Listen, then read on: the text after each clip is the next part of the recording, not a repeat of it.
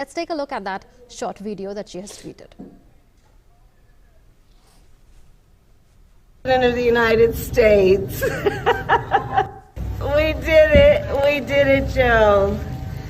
You're going to be the next President of the United States. We did it. We did it, Joe. You're going to be the next President of the United States.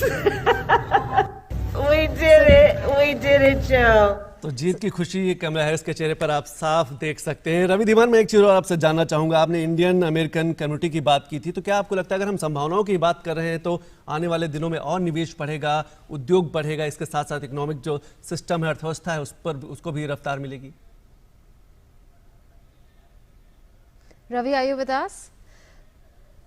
Ramesh Ramachandran is with us. Ramesh, the video that Kamala Harris has tweeted shows her in conversation on the phone with the next president of the United States of America, Joe Biden, and you can hear her characteristic laughter. There's something that stands out in Kamala Harris. She is at ease and she doesn't have any qualms of being what she is.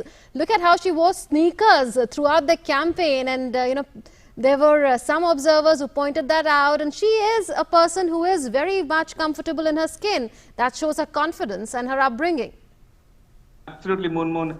In all of this discourse that's that's centered around Joe Biden, one must not lose sight of the fact and the contribution of Kamala Harris to Joe Biden's campaign, the Democratic campaign against Trump and Mike Pence.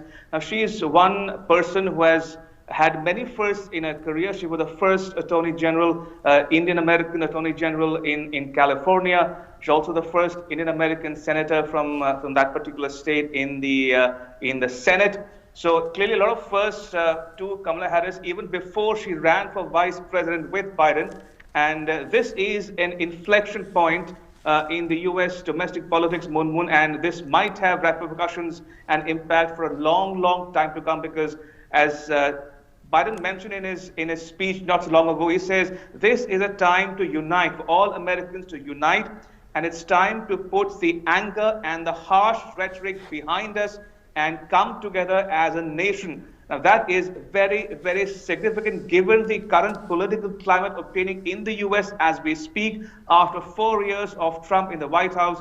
So one has to wait and watch as to how the Joe Biden and Kamala Harris tandem will pan out over the next 4 years for the US, for India, and the world at large.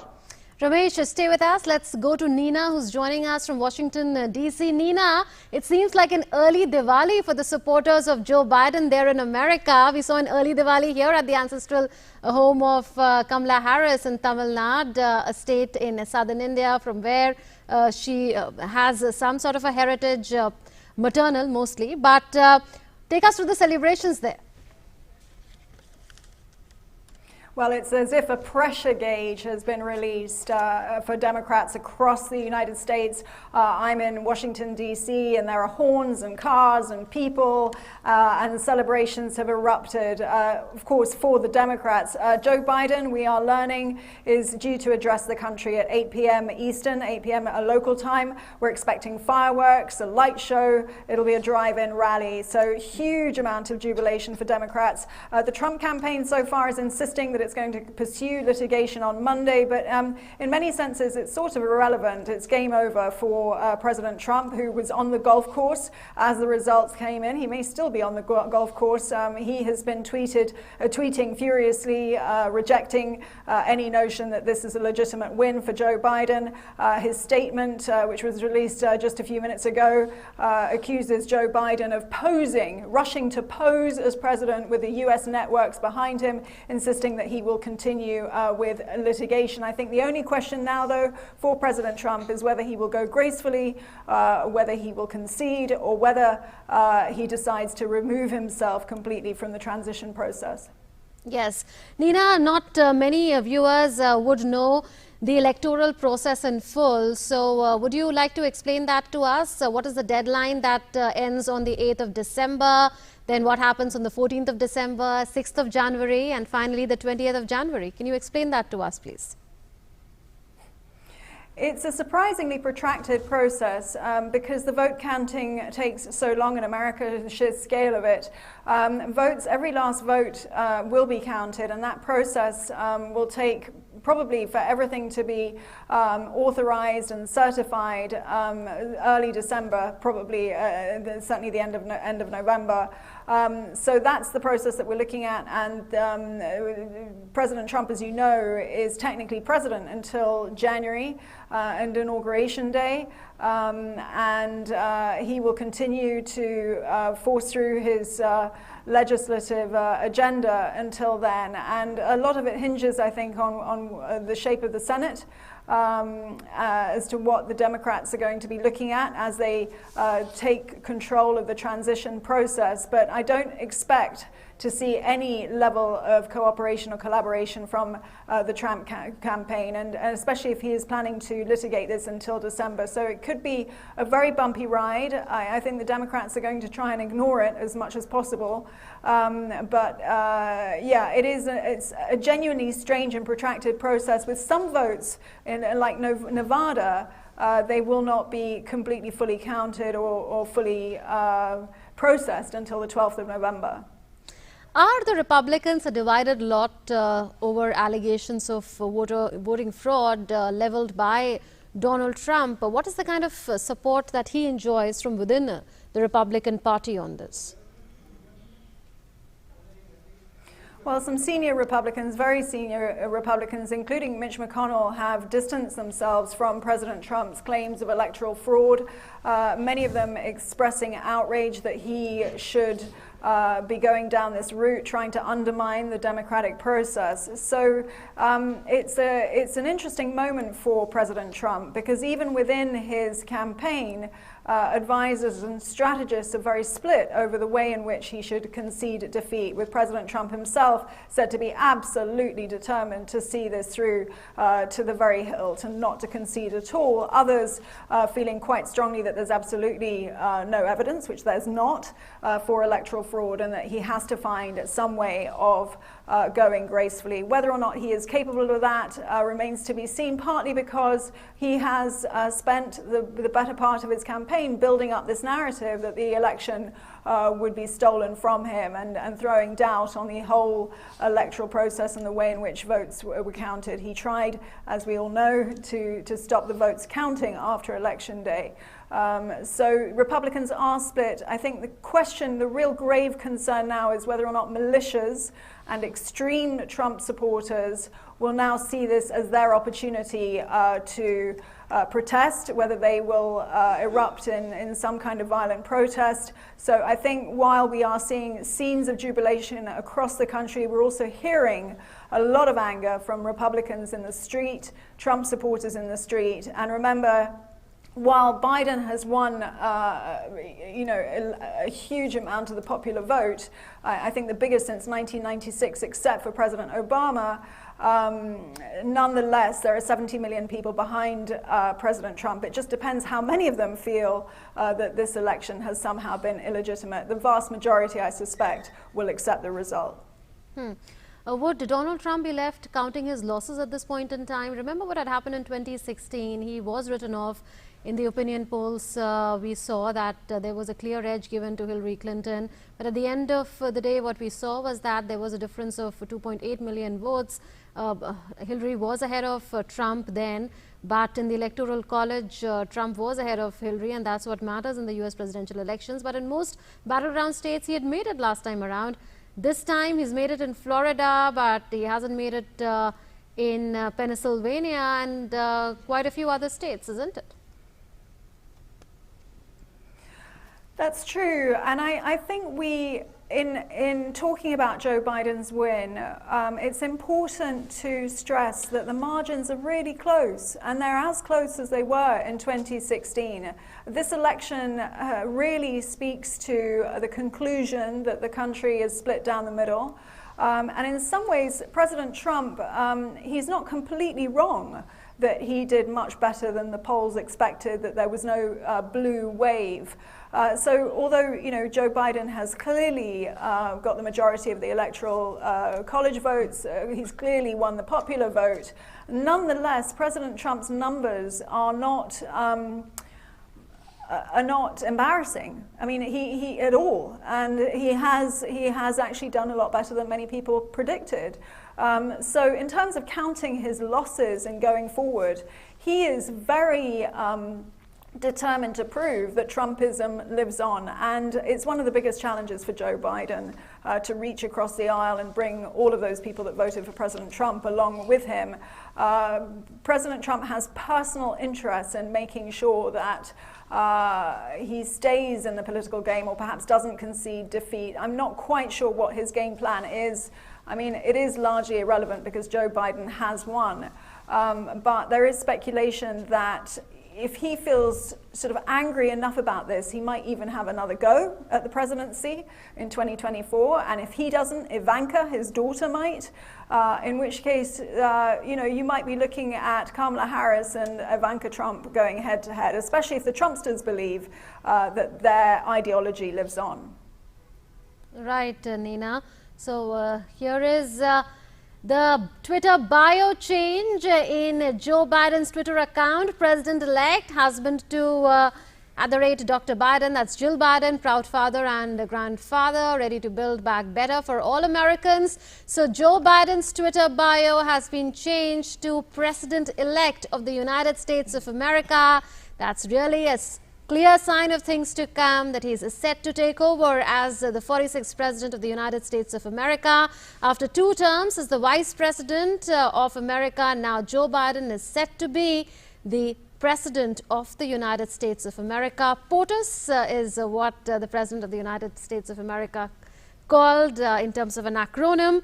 Well, Nina, Biden has indicated that he may only be a single-term president. Does that enhance Harris's chances of a presidential bid in 2024? You talked about Ivanka Trump making a bid in 2024. So could it be a clash of the titans with 2 strong women up against each other in 2024? Not now. Purely speculation. Purely speculation at this point in time. Joe Biden, I think, he definitely is, not young, 77 years old. But Trump has obviously tried to throw a lot of scorn on his mental competency. I think we've seen him to be actually incredibly agile and energetic. And I think, Joe Biden, even if he does not go into a second term, the mission of the Democrats is those people that have voted for Biden. It's a mission of healing and restoring America. Whether that's possible, I think the jury is out. Nina, Twitter bios are changing thick and fast. Kamala Harris too has changed it to Vice President-elect of the United States. Senator, wife, Momala, auntie, fighting for the people, she, he. So there you see, Vice President-elect of the United States of America is in the Twitter bio of Kamala Harris, and President-elect of the United States of America is in the Twitter bio of Joe Biden. And a look at Donald Trump's Twitter bio. He writes, 45th President of the United States of America. Well, Nina, thank you so much for bringing us that perspective from Washington, D.C. We can see the White House behind you. A lot of action is going to be there, particularly on Inauguration Day, 20th of January, around noon, that inauguration would take place. So all eyes will be on that. Ramesh continues to be with us. Ramesh, the Twitter bios have changed swiftly. What would you say? I mean, this was the moment we were all waiting for, and we thought that this could take days and this could take weeks and this could get into further recounts and perhaps reach the US Supreme Court faster than what many had feared?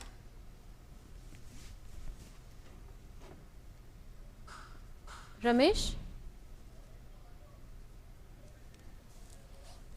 Said the moot point here, Munmun, is look at the road travel by the Joe Biden and Kamala Harris campaign in all these weeks and months. Joe Biden and Kamala Harris have rebuilt, as he said, the blue wall, Michigan, Wisconsin, Pennsylvania, the states which which Hillary Clinton lost in 2016 to Donald Trump. He has regained, wrested those seats in the Rust Belt and Pennsylvania and rebuilt that blue wall, which has proved so crucial to his election campaign. That's number one.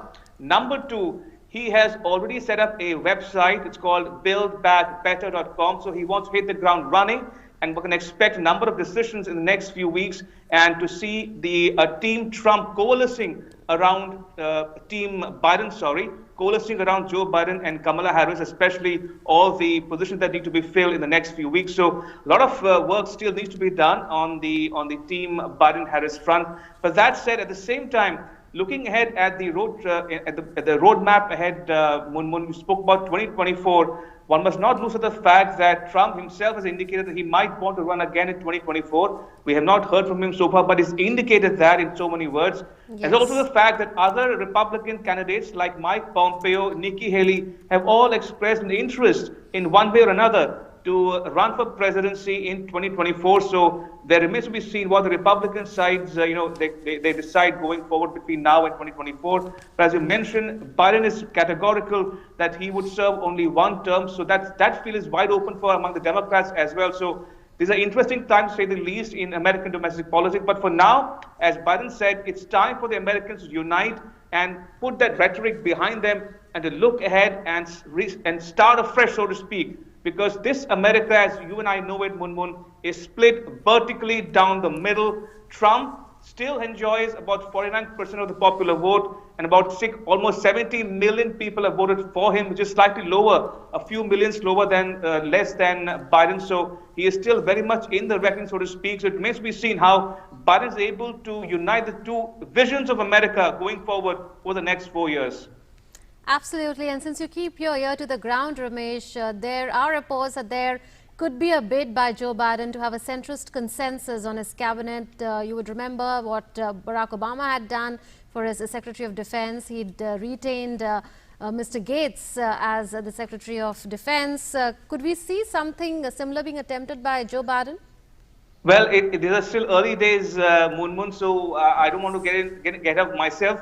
But yes, Team Biden-Harris will need some work to do, and what they decide eventually remains to be seen. But from India's perspective, Moon, one can expect continuity with change. Now, India-US relations enjoy a bipartisan support in Washington, D.C. and on Capitol Hill, which is the seat of American legislature. So from India's perspective, one can expect more of the same, especially on items such as trade, technology, and counterterrorism and security. So from India's perspective, there's a bipartisan support in favor of India. So from that perspective, I think we can expect continuity going forward in the next few months and years as well. Absolutely, Ramesh. Thank you so much for your inputs. Ramesh telling us that India can expect continuity to be there in the India-US relationship going forward. There is bipartisan support for this relationship in the United States, and there's largely going to be continuity. So India too has been confident. In fact, the Ministry of External Affairs had said that it expects status quo in terms of the momentum that has been there and the momentum to further build in the India-US relationship, irrespective of who comes to power. And now Joe Biden is the President-elect of the United States of America, and Kamala Harris is the Vice President-elect of the United States of America. That's big news that we are bringing to you, and we'll continue to be on top of this going forward until the inauguration takes place of Joe Biden, and Kamala Harris also takes over as the Vice President of the United States of America, and then on the policies that they will come up with and how they will move forward on those. Well, thank you so much for having tuned in to Doordarshan. Namaskar.